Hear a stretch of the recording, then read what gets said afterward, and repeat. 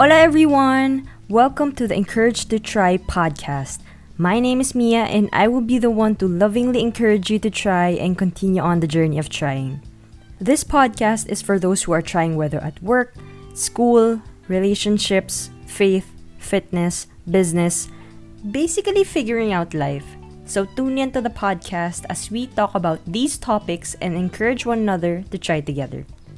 Also, if you are interested in the episode show notes, or if you just want to leave feedback, questions, suggested topics, the links are found in the episode description. So please do check it out.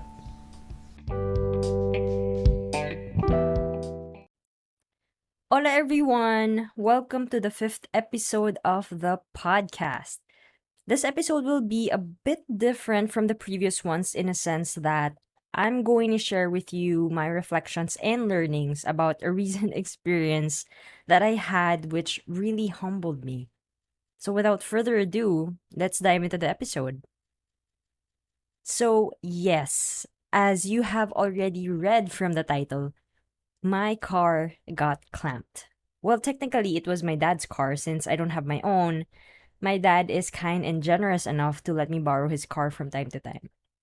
So, anyway, about 2 weeks ago, I went to visit a friend who lives in Makati since we weren't able to see each other face to face due to the pandemic. So, after a whole day of bonding, this is where the focal point of the episode begins. So, by 9 p.m., I left her condo, walked towards where I parked, and as I reached my car, I saw a flyer taped to the driver's side window, notifying me that my car was indeed clamped by the Makati Parking Authority, or MAPA for short. So, 5 years of driving experience and barely used the car during the pandemic, this was the first time that something like this happened to me. It was already late at night, it was raining, I was alone, tired, and not knowing what to do. So I called my friend to inform her of what had happened, and she was kind enough to accompany me as I spoke with the MAPA officer through the phone. After the call, apparently the MAPA office take holidays off, which means I had to wait 2 days before they can unclamp the car because the next day was a holiday. Feeling dismayed, I immediately informed my parents, especially my dad, considering it was his car. I was actually expecting that he would be mad, but to my surprise, he wasn't. I was blessed by his response because instead of getting angry with me, he showed total understanding and calmness. He even told me to relax and don't overthink the situation. As a reply, I told him that I appreciate his response, along with an apology, of course. I also mentioned that because it was my fault for disregarding parking rules, I would be the one to take full responsibility for everything.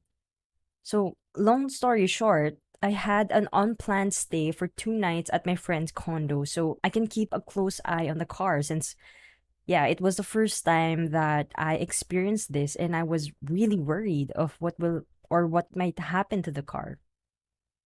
But my friend had different plans.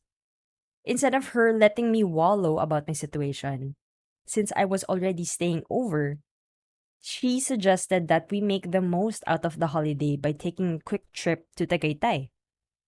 We were also accompanied by her husband and another friend of ours. We all were able to relax and enjoy each other's company during the trip. Don't get me wrong, I was really struggling internally with the whole clamping situation. It was difficult admitting my mistake and taking full responsibility for it. Honestly, my first response was to seek blame and feel entitled, with thoughts such as, why does MAPA clamp cars when they don't have 24/7 office hours? Or why do they clamp during a pandemic?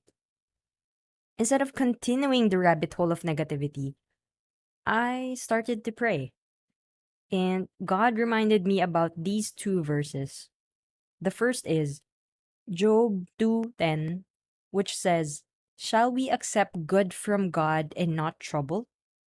This verse helped me check my entitlement. The world doesn't revolve around me.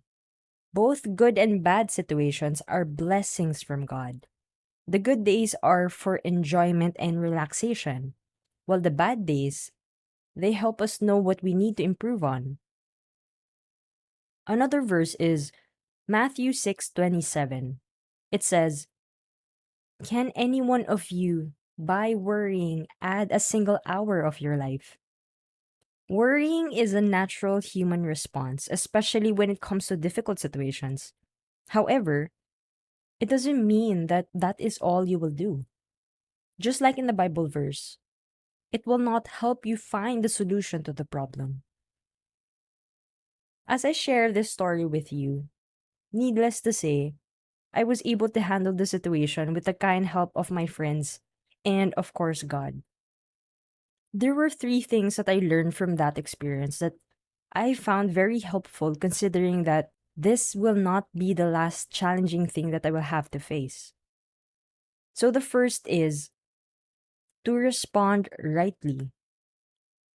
It is easy to stay calm when things are going well, but it can be quite challenging when it's not. Being able to respond in a level headed manner during difficult situations are hard, but it is possible. In the past, I used to let my emotions get the best of me. Well, honestly, I still have those tendencies until today, but at least I have more self control and self awareness. Before, I would seek an excuse to justify my actions, but now it's all about taking a step back to reflect on how to handle the situation, especially in a manner that is proper. Responding rightly doesn't mean that you completely disregard your feelings or emotions, but rather, you should acknowledge them. After acknowledging it, think about how you'll be able to find a solution to your problem. This is one of the things that I do that help me determine what I have control and don't have control over. Just like I don't have control over the MAPA's office hours, but I can control the manner in which I respond. The second is taking full responsibility. As I mentioned, one of my responses was feeling a sense of entitlement. I got irritated towards the inconvenience and I was looking for something or someone to blame. In other words, I wanted to justify my actions.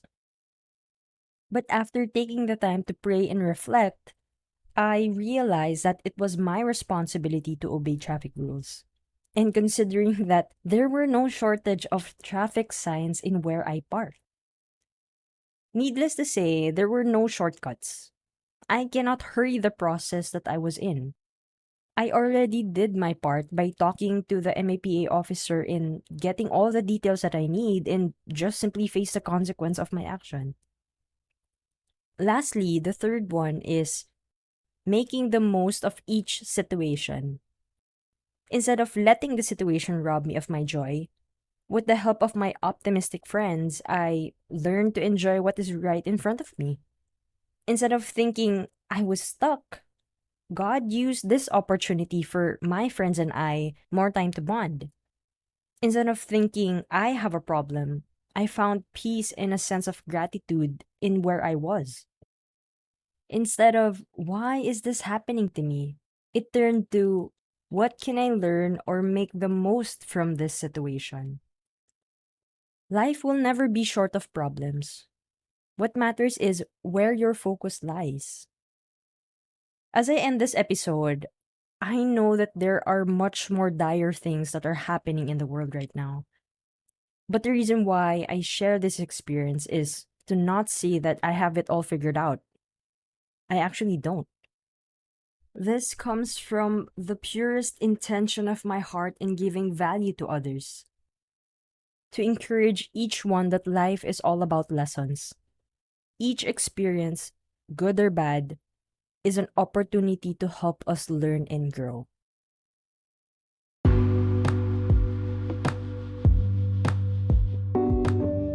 Thank you for your time and listening to this episode, and I hope you gained a lot of insight from it. If you find this podcast helpful, please do share it with your friends, colleagues, or even your loved ones. Again, if you are interested in the episode show notes or if you just want to leave feedback, questions, suggested topics, the links are found in the episode description. You can also send a direct message through the podcast Instagram account at Encouraged to Try with Miya. See you on the next episode. Bye!